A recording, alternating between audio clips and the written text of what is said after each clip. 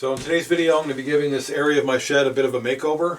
This is my sitting area. I spend lots of time here. And what I want to do is make an accent wall or a feature wall using these scrap pieces of 1x6. This is all pieces of wood that came from work that's basically too short to do anything else with.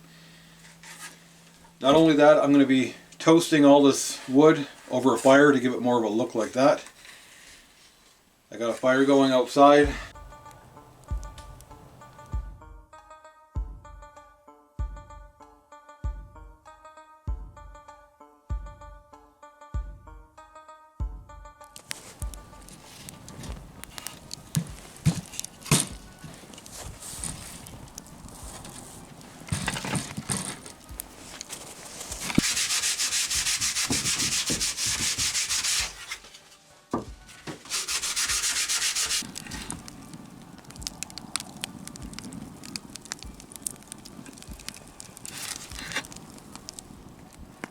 So my feature wall is all complete. I think it looks awesome.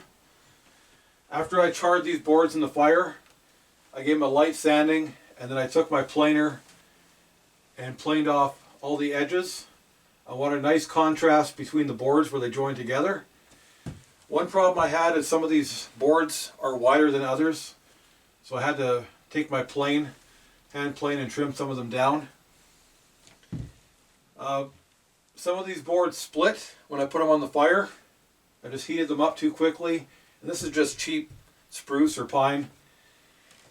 And what I'm going to do probably sometime in the summer when it's nice and warm out is put varnish over top of this to seal it. Otherwise, when you rub your hand on top of it, you're going to leave some black. I also pre-drilled all my holes.